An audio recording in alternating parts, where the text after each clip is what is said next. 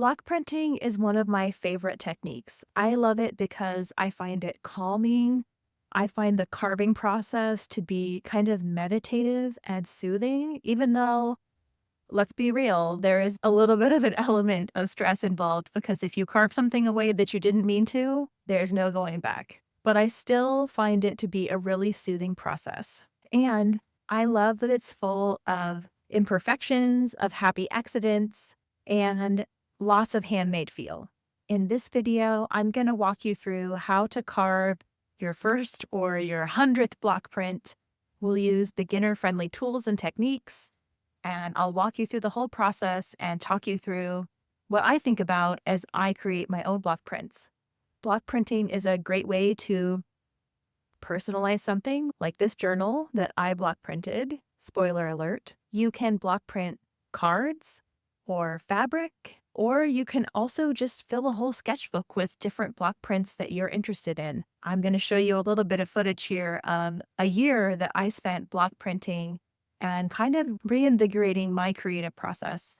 And that's the year that I really got into block printing. And I'm kind of trying to reignite that in myself right now. That's what brought this video about. So let's get into it. I'm going to show you step by step, and I hope you have fun and that you create some amazing, beautiful handmade block prints. Okay, so let's gather our materials. You're going to need whatever you're going to carve into. I am using this Speedy Carve, which is the pink rubber. This is a great material because it's really easy on your hands. You'll also need the cutting tools. So this is the kind of set where the blades come inside the handle, and there's a variety of U and V shaped gouges. You will of course need a pencil. If you have a bigger block of the rubber like I do, you'll want a knife or some scissors to cut down into the size of your actual stamp.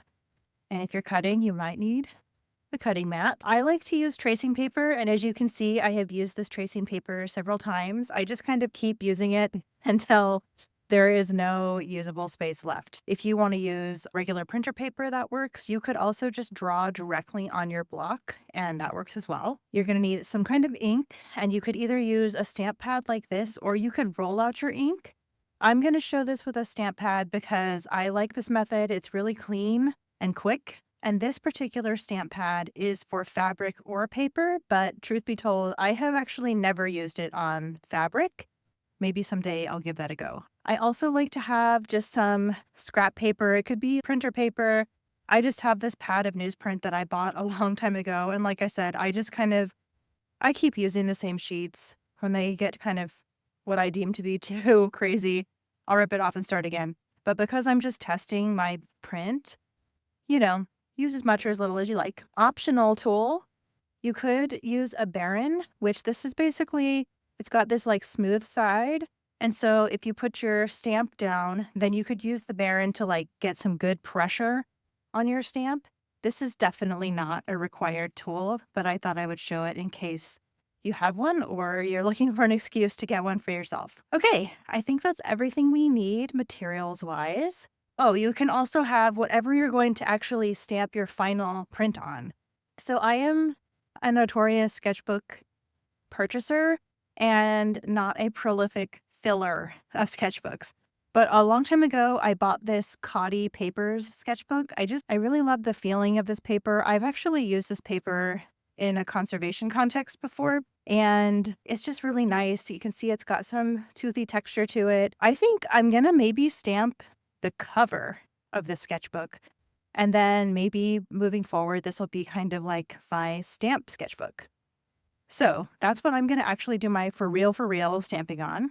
You could, of course, just have another sheet of clean paper, maybe a nicer paper that you have in your stock, maybe a blank card, but you could use anything that you would like. Now we are good to go. Next up, I'm going to show you how to take your drawing, transfer it, and get it on your block. Speaking of my love of just buying sketchbooks and not filling them, I bought this sketchbook, gosh, many years ago. And I have done like lots of kind of random sketching in it. So I was looking through this sketchbook, and what I found in it was this old sketch I did of a snail. If you've watched other videos on my channel, I talk a lot about spirals. My at the dot design logo is a spiral. And I really think, as this says, everything in this world moves in a spiral. So I'm going to go ahead and turn my little sketch into an actual stamp today. And that's what I'm going to stamp on the front of my other sketchbook. Okay, so I have my snail and my tracing paper ready to go. I don't have a spot that exactly will fit. This is like an overlap, but I'm not worried about it. I'm going to be able to figure out what's what. So I'm just going to take my pencil and I'm going to trace out my snail and then we'll move on to the next step. Oh, and you know what would be a good idea? I should probably put a little bit of tape somewhere. I love this washi tape, FYI, just side note. It's so simple, but so cute. Okay, so I'm just gonna make sure that's all in alignment. All right, and then if I just put my little piece of tape there, that way if I do this, it mostly stays in the right place. As I do this, let me just kind of chat to you about things to think about when you are deciding what your stamp is going to be. The first thing you want to remember about block printing is that when you are carving away material from your stamp, those are the areas that are going to be white. So there's basically two ways that I could carve this stamp, right? I could carve it so that you just see this like pencil line. So that would mean that I would carve everything away here and along the sides and just leave this little pencil line.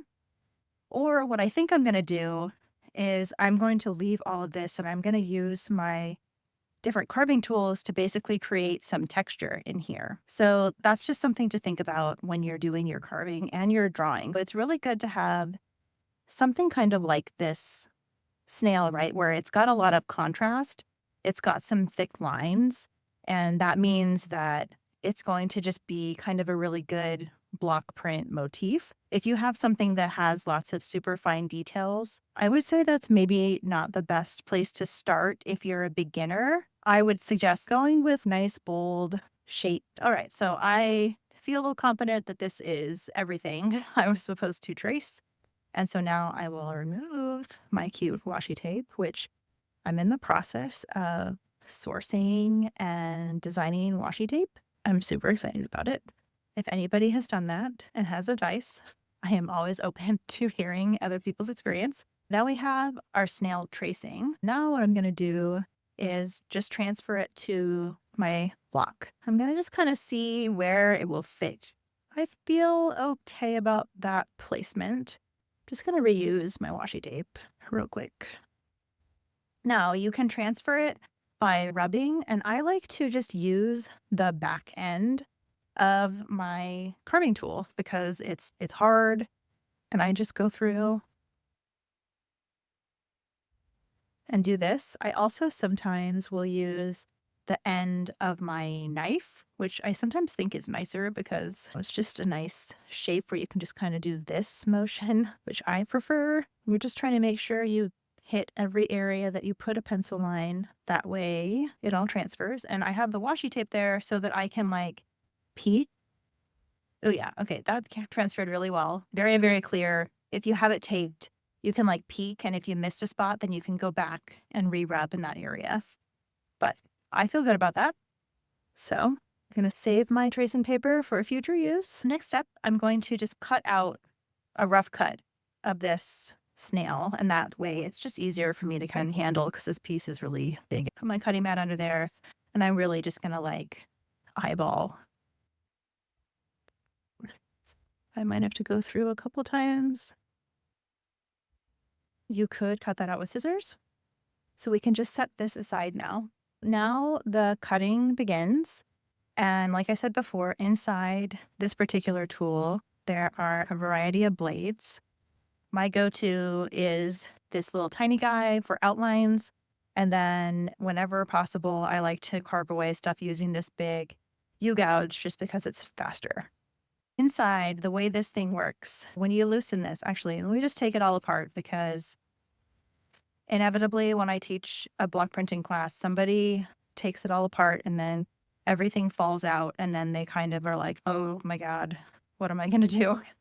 And so this is just a little clamping system that basically holds your blades in place. So if it does fall out, it should be like this. So you have this shape and then this shape, and then it forms like one circle. And then you take that circle and you drop it inside of here, and then you can screw it back on to your tool. And so I'm going to start out with a tiny V gouge. I'm going to just get my blade in there, and then I'm going to screw it tight, and it's pretty tight. And what I like to do after I tighten it is to pull on it. And I actually pull pretty hard because I want to make sure it's not going to like fall out as I'm carving. Things to know about carving: this is a blade. And so when you're carving, you don't want to be carving straight toward your hand because it will cut you. You really want to keep this hand behind your cutting hand. That way you're cutting toward nothing. So you want it to be at this angle. So not like digging down and not so shallow that you're not carving anything out. Like you want it about 45 degrees. And then you can start pushing. If you're using brand new carving tools, then they're nice and sharp. If you are really, really struggling to carve, your blades are probably not sharp anymore. And so you should either sharpen them, which I can show in a future video, or you can buy new blades. These are from Speedball. Okay, so I'm going to carve out my outlines. I'll probably speed this up so you don't have to watch me spend forever carving this thing.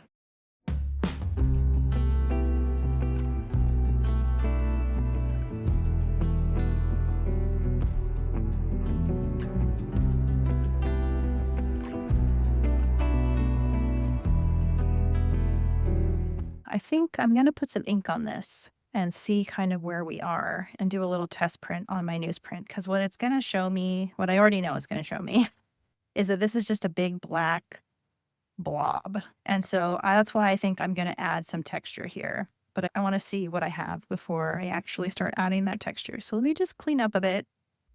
You're going to use my newsprint. I will use a fresh piece for maybe the back. I'll use this piece. So I've done some sketches. I was doing eraser printing here. Okay, so I'm going to ink this up. And again, this is where you're really going to see what you've carved away and what you need to fix. So I like to just take my stamp pad and just do that. And then I just do that until I can tell there is enough ink everywhere. So already, before we even stamp, here's what we can see. These areas are high. I don't want those to stamp. There's a few high areas in the shell, but I kind of like them. So we'll see what happens when I do the actual stamp.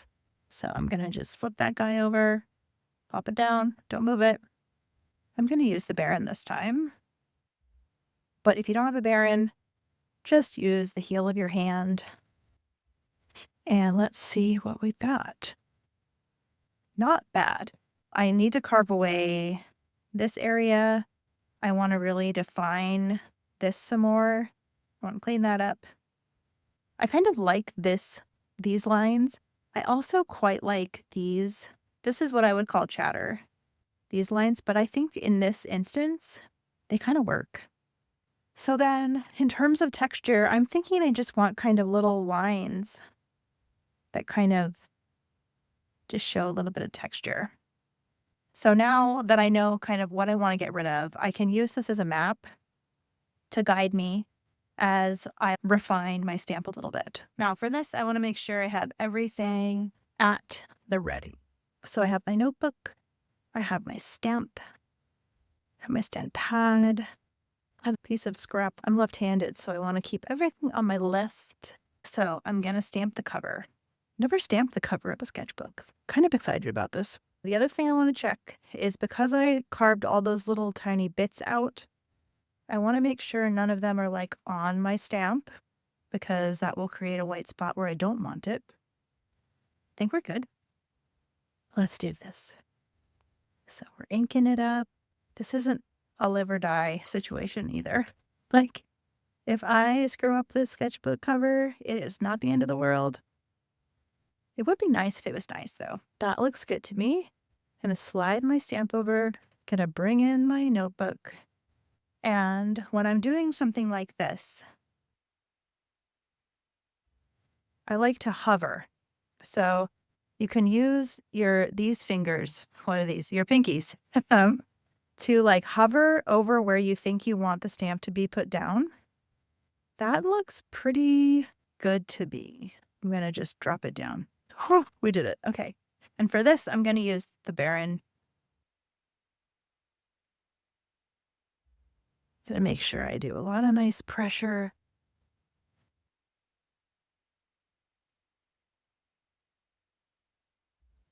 Oh, she cute. She's got texture. I think she's cute. I am quite happy with that. Anybody want more of these? Love it. It's not so clear up here. I don't know why, but I'm okay with it. If I were going to keep printing this in like little prints for sale or for friends or whatever, oh, I can see why. Like I said, there was a tiny little bit of rubber. That's what did it. I didn't see it.